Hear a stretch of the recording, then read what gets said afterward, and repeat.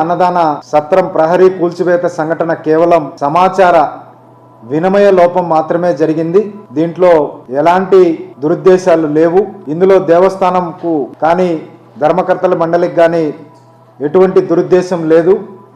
ఈ విషయాన్ని సామాజిక కోణంలో కానీ రాజకీయ కోణంలో కూడా చూడకూడదని ధర్మకర్తలి మండలి పక్షాన మరియు దేవస్థానం పక్షాన చైర్మన్గా నేను తెలియజేస్తున్నాను. రాష్ట్ర దేవాదాయ శాఖ 1961 సంవత్సరంలో కరువేన సత్రానికి స్థలం కేటాయించే విధంగా ఉత్తర్వులు జారీ చేయడం జరిగింది. 1970 సంవత్సరంలో దేవస్థానం సుమారు 43 సెంట్లు స్థలాన్ని వారికి అప్పగించడం జరిగింది. చాలా ఏళ్ల కిందటే సదరు సత్రం వారు అదనపు స్థలాన్ని కూడా కలుపుకొని భవనాన్ని నిర్మించడం జరిగింది.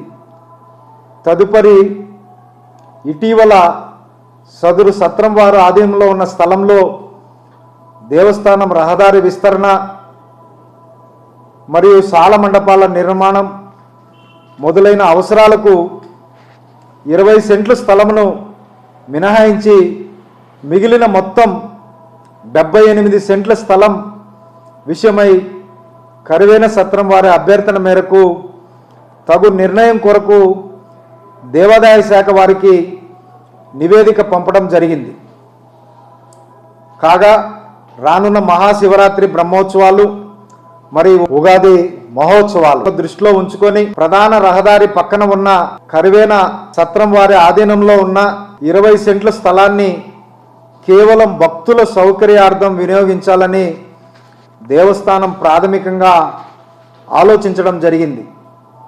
మహాశివరాత్రి మరియు ఉగాది మహోత్సవాలు లక్షలాది భక్తుల సౌకర్యాన్ని దృష్టిలో ఉంచుకొని సదురు ఆలోచన చేయడం జరిగింది. కాగా సమాచార వినిమయ లోపం మరియు సమన్వయ లోపం కారణంగా దేవస్థానానిలో ఉన్న రెవెన్యూ విభాగ ఉన్నతాధికారి ఒకరు సత్ర ప్రహరిని నిన్న కొంచెం తొలగించడం చేయడానికి ప్రయత్నం చేసిన వెంటనే మా దృష్టికి వచ్చిన వెంటనే దాన్ని నిలిపివేయడం జరిగింది. కరువేన సత్రం వారికి అదనపు స్థలం కేటాయింపు విషయమై దేవాదాయ శాఖ వారి నుంచి వచ్చే ఆదేశాలను అనుసరించి దేవస్థానం తదుపరి చర్యలు తీసుకోవడం జరుగుతుంది. కావున ఈ విషయమై ఎవరు కూడా ఆందోళన చెందరాదని, ఎటువంటి అపోహలు తావు ఇవ్వకూడదని ప్రసార మాధ్యమాల ద్వారా మేము తెలియజేస్తున్నాం. ఇది